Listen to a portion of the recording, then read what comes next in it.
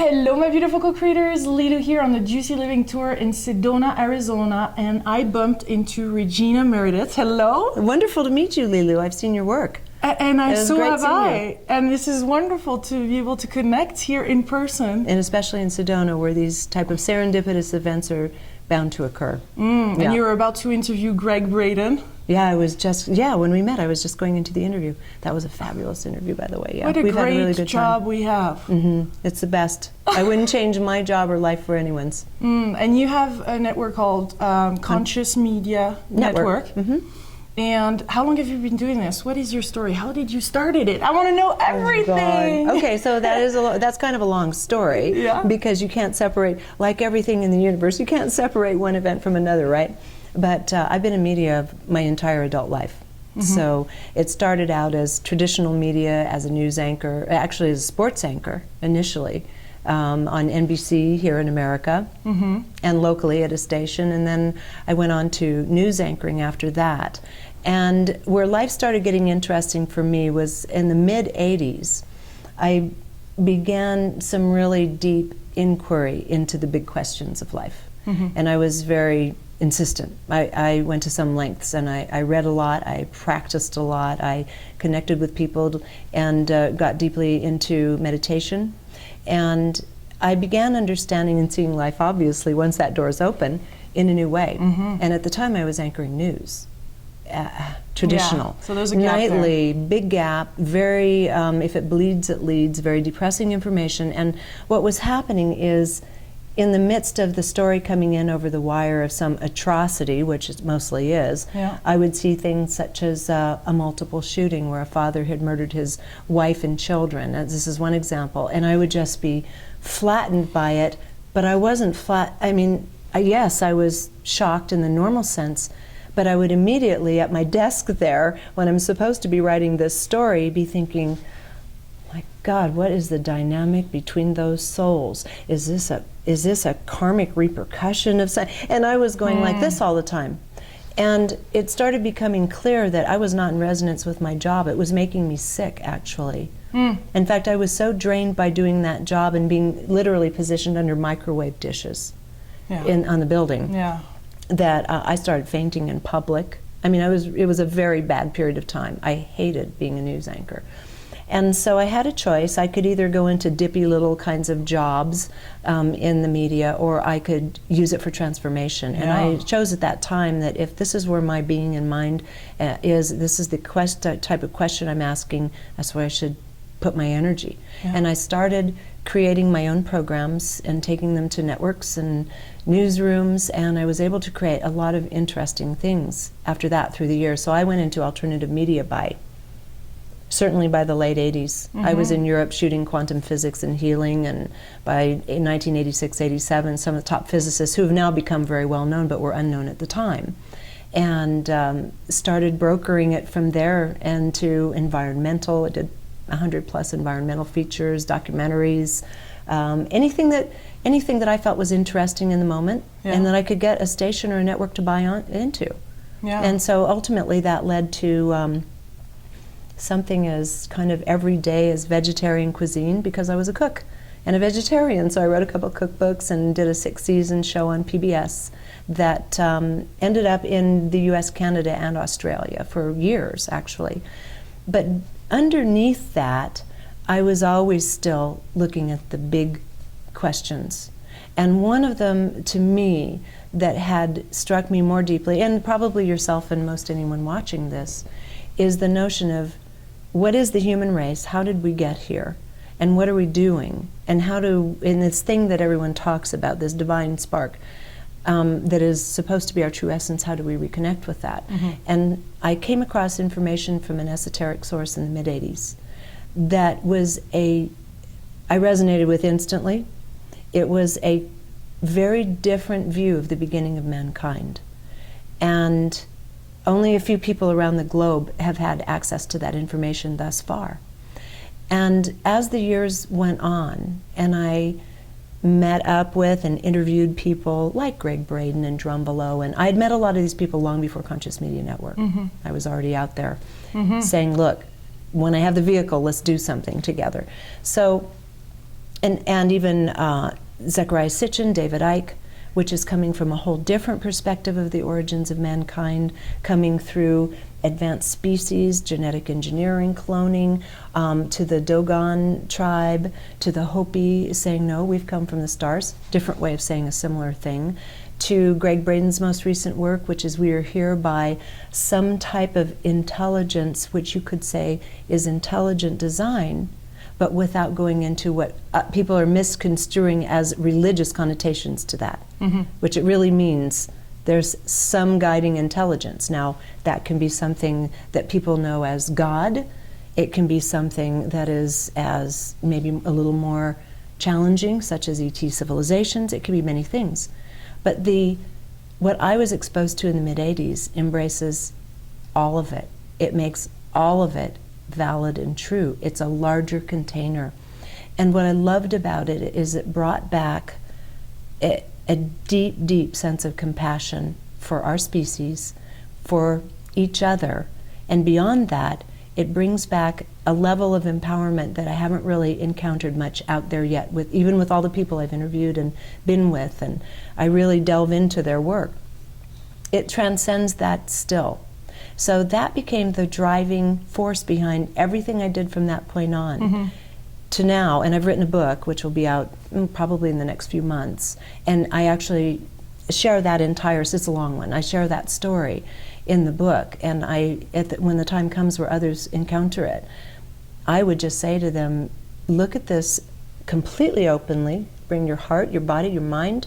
If it has truth for you, then there's another plan of action that follows it. We can go back into connection with our true selves, literally. Not go in a cave in India for lifetimes and say, who am I? Which many of the masters don't get who they are yet.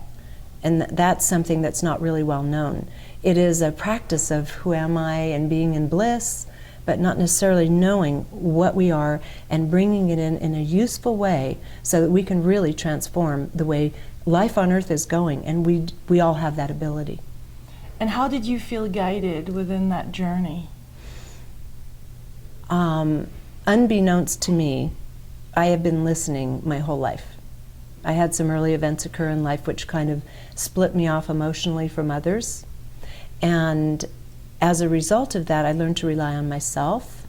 And I didn't know what it was. I just knew that I would suddenly wake up with a crazy notion and see in my head what I needed to do, and it would be totally counterintuitive.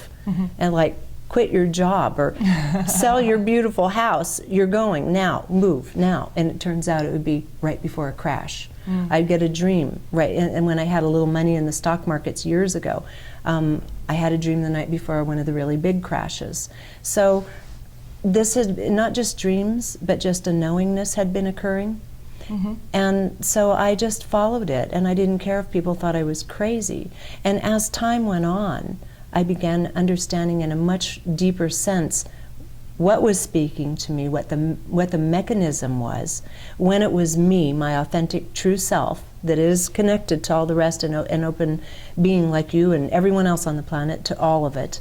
When it was coming maybe from instruction from elsewhere, coming through me. But either way, if it's coming through me, it's by my permission. And so I never felt interfered with on a dark level. That's never happened. Well, once. It was very profound, and it was more, now I won't get into that right now, but that's I wrote about it in the book. It was a very big deal that happened. But other than that, no, I just wake up, and it turns out every time I followed it, something amazing would happen. I mean, right down to the television business. In one situation, I was so frustrated by a bizarre series of events, I had lost my gig.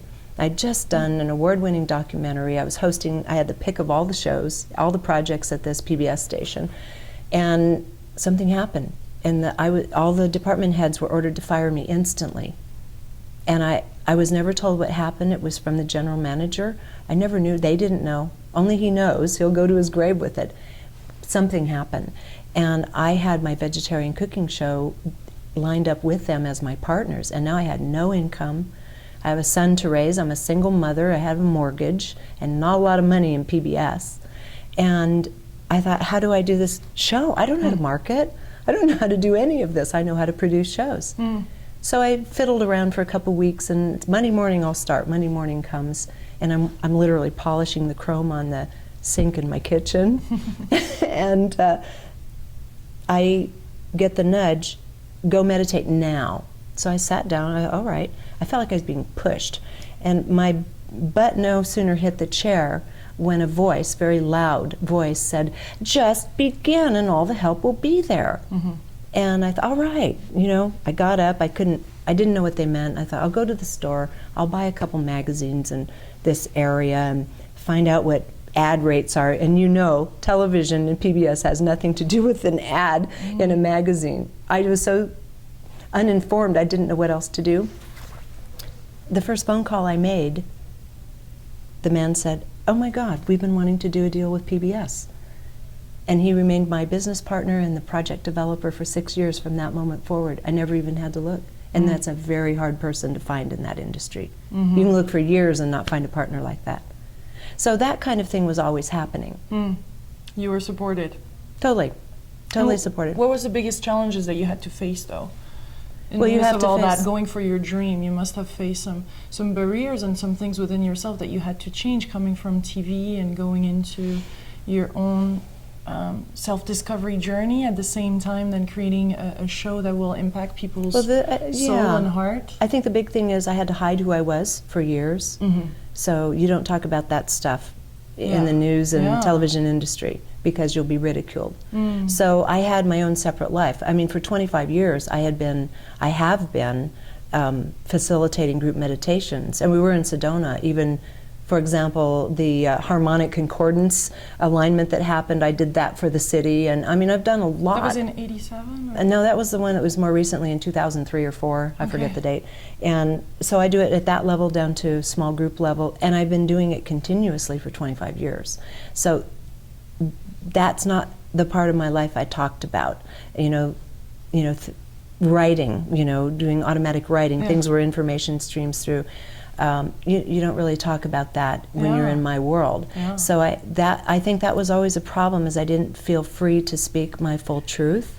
And so in 2003, when my husband Scott and I met, we resonated instantly. Within the first meeting, we said, you know how to do internet, I know how to do media, we could do something together. And then we kissed, and then we got married, and we started it all in 2004, Conscious Media Network.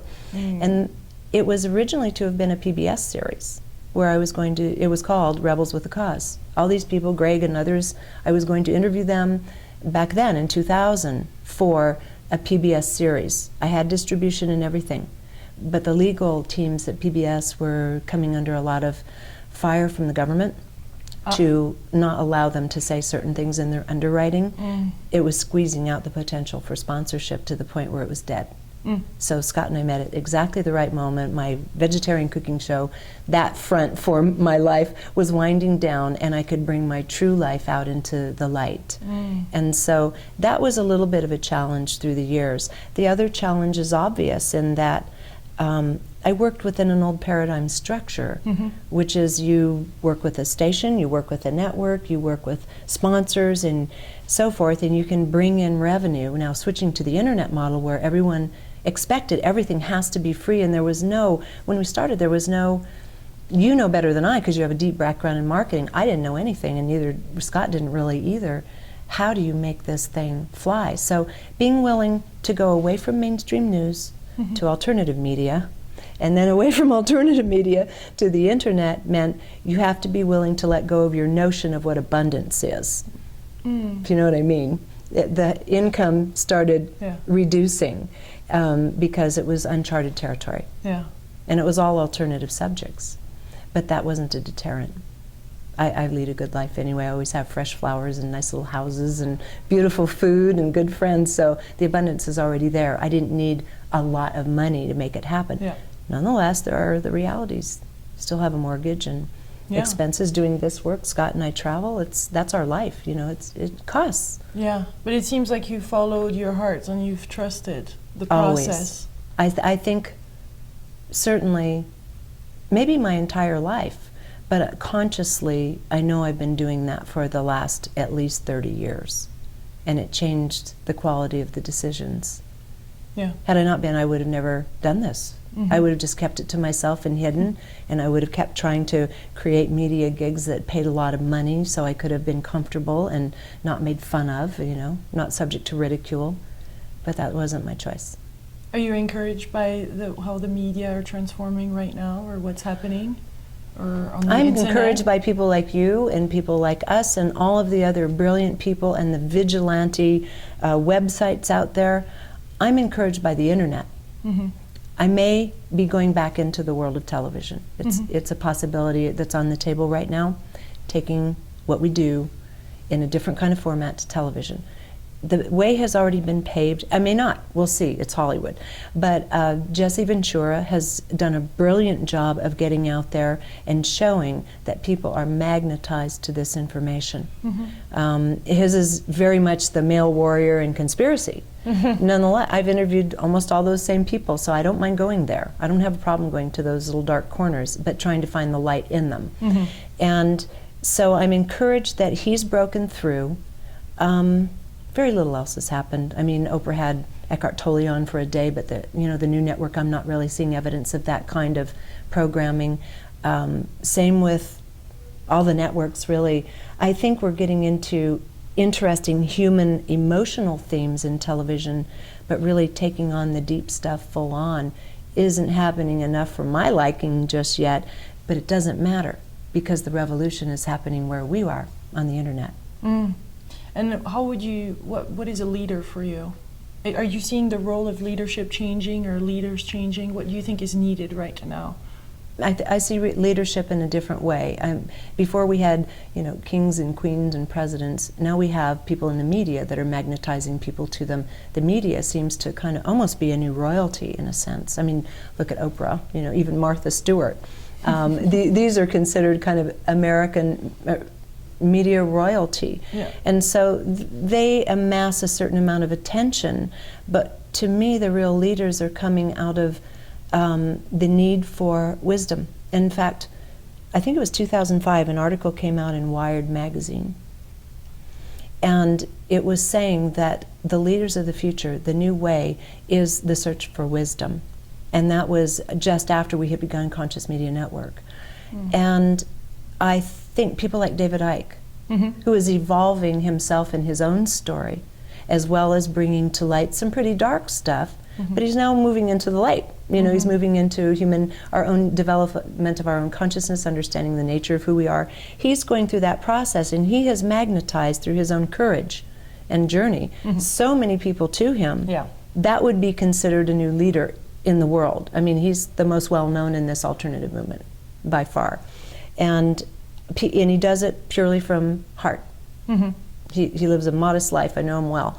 And so I see this where people are willing to give up their idea of what a leadership role means. It doesn't mean that you have to have $50 billion in assets to be a leader, or you have to be given a crown to be a leader or elected to be a leader. He's magnetizing it, and you're magnetizing it. Many people are magnetizing it through the message itself. And the fact that Avatar is the second highest grossing movie in history is not because of just the special effects. That deep message that we are connected, there's something more. We have to stop this destruction of ourselves, of our people, of our resources, our planet. We have to stop. It's insane. People are resonating with that, or they wouldn't have had double the revenues of any previous top-selling movie. What I love is that it is the essence. David Icke, as other leaders, are in their essence. They are shining out their spirit. They're true to their heart and themselves, no matter what that unique expression can be. And it takes courage, doesn't it? A lot of courage. He had the luxury, in one sense, of being so publicly humiliated 20 years ago, that it freed him. He had nothing left to lose. Yeah. So he might as well tell his truth, and he did it fearlessly. And he did it at the time of his ridicule on British television. And he's had to live through it to the point where today, for example, he is one of the, certainly the top attended speakers in the world, in this arena, bar none. solo sells out thousands of seats wherever he goes, and he's going all over the world, from Croatia to the Ukraine to Australia and every point in between. People are giving him standing ovations to packed stadiums and theaters. So that's really big in showing that people are looking for truth. I mean, the way I look at it is, whoever tells truth right now, that's leadership. Because this is the time in a biblical sense that was referred to as revelations, this time of 2012. You can look at it astrologically. The filters are coming off. The flashlights are being shown under the slippery rocks at what's really been going on and what the manipulations have been to keep us away from our own truth. And anything that starts breaking that up, that is a revelation. And so those who are contributing to the process of not only exposing what hasn't worked, but even more so putting forth the things that are working and can work for us, that's leadership, in my eye. What are some other leaders or people that you have yourself interviewed that you think are really showing the way right now? Or Oh God, I've interviewed so many. Yeah, this they're is really resonating, especially with what we need right now. Well, it depends on what level. If I'm looking at it from a humanistic level, it may be one person. If I'm looking at it from a quantum physics level, about what we need to understand about our universe, to understand our reality, it would be a different level. On that level, what is your Tom feeling, Campbell. What is your feeling, your intuition as to what the population, the world right now needs to hear and what would resonate the most? Even on an intuitive level or on a heart level? I think on a heart level that we are not the powerless little beings that we have been led to believe through all the structures and systems. Education, all of the structures have led us to believe that we have to turn our power over to our doctors and teachers and priests and everybody else. No. Any messages that come along and say, hold on a minute, you haven't been told the whole story. You truly are a creator, a masterful, and I'm not saying this in any woo-woo sense, I'm very logic-based, and this is through a lot of study and listening to and taking on a lot. We, if we can open up to our true intelligence, not the animal part is the body, the mind, and the emotions, but the other part that transcends death, that has connection to all, if we choose to bring that in, we'll transform. If we could do it all this minute, life here would be transformed on all levels instantly. And every one of us has the power to do that. Anyone that has a message teaching us how to get closer to that, to me, is the most important thing. It supersedes all other stories. It supersedes all conspiracy. Yes, okay, that's what's been done. All right, so a lot of it's crashing anyway of its own volition. It's time. But what good does it do us if we can't access our own field of intelligence that is unswerving in its loyalty to us? And so that, to me, is the final frontier. And that's where I'm going. That's why I wrote my book, is because I've been working with that consciously for so many years, and I work with it. And I encourage anybody who can find their own way, any way to get there. Number one, get quiet, start saying, okay, I may not know your name, I may not know where we're from, I may not know any of it, but I know we're me. And so now how do I truly bring that through? And of course the heart will give you a lot of guidance on that one. You automatically, when you meet certain people, you hear certain messages, and the heart's just, whoa, in resonance and beautiful, and you hear others, and it's, don't want that in, I have a stomach ache. Listening to the body is one of the first ways, and there's some people doing beautiful work in that. Cynthia James told a really wonderful story about that in our recent interview with her. We interviewed a man named Stephen Siskold who wrote, What's Your Body Telling You? I think for people who are beginning the journey of taking on, I refuse to accept I'm this, just this, that's a wonderful book as one resource to turn to, because our body knows. Like, I think, who was it?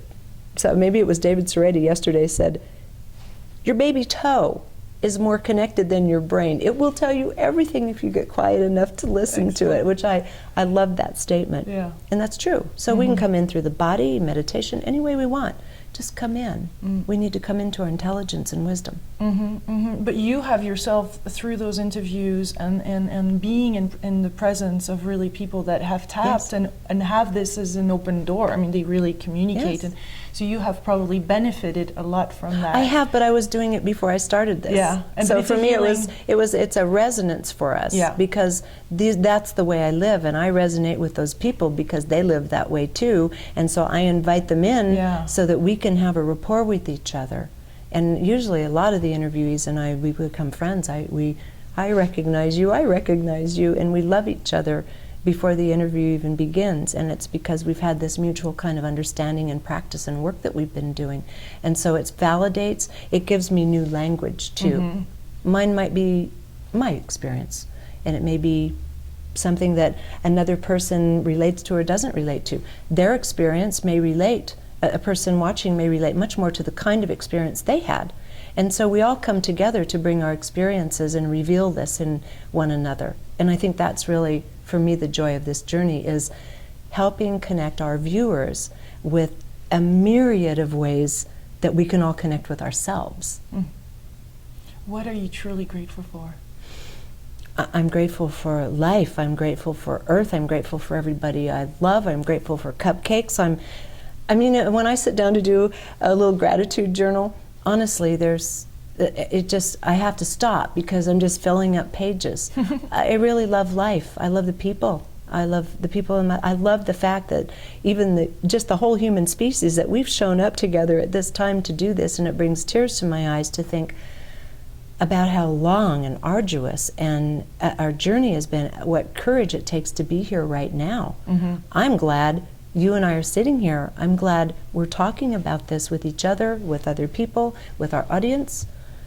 There's very little I'm not grateful for. Yeah, and hopefully this will demonstrate also another way of working with each other, because as Greg Braden said, it's about cooperation and not competition. Absolutely. And what in the old paradigm it could have seen as, oh no, I'm not going to interview this woman because she has, No, this is not how it feels. It feels right now to, share all this with as many people as possible, because the more information that is out there, the better. Absolutely, and it's all resonance. Good information coming from the heart. And if we didn't resonate with each other, if we saw each other and shook hands and there was no resonance, that's one thing. It wouldn't happen. There's no resonance. Exactly. But where there's resonance, I think we have to do that. We all have to come together now. What is your message really that now you want to share with the world? It seems like you're being a teacher, you're bringing out a book, you're coming out with a message, aren't you? It is what I explained before. If we can begin to understand who we are, what we've been through, where we come from, and what we're moving back into, really get it, then and get that this is a serious endeavor for us, a meaningful and the most meaningful endeavor, then it puts the context to bringing ourselves back in. You can do it, and we can do it. There are ways you can do that. You don't have to go to a cave in Tibet to do this. Any person can do it, but you have to choose. And so for me, the journey with all of these people I've interviewed, it still for me comes back down to that. Until we bring our true wisdom through and act on it day to day, make our decisions from it, make our relationships from it, we can't really transform Earth life here. That's what it's going to take. And yes, there are influences that are making it easier for us to do that. There is a lightening of the field. There are many things happening all at one time at this incredible point in history. It still requires our choice. And even Greg Braden says that in his presentations. It's a choosing point. We can choose to continue bumbling along with our emotional programs and mental programs, or we can say, please, I'm ready to let this step aside. I'm ready to now let me run the show. And we can do that consciously. And that is really where I'm going. That is partially, I wrote the book for me, my son, and for any of our CMN viewers who say, who are you anyway? I just wrote it for that. It was my guidance or me, whatever it was, told me, just write this book. And it kept on me every time I get lazy and drop off for a couple months, finish the book. So I finished it. So whoever resonates with that information is who it's for, I suppose. When is it going to come out? In the next few months, because I would like to, in English, self-publish first, and then work with some foreign publishers as well. They can do their thing with it, but I want to be able to just get on with it. That's what I did with my book too, and it's much faster that way. That's and why I want to do it. Sense. I don't want to wait for someone else to give me permission. Good. I love that. It was so delightful to spend some time with you. It's wonderful spending time with you too, Lilu. I'm really glad we ran into each other and did this. Yes, yes. And if you want to see more interviews, you can check juicylivingtour.com. Much love.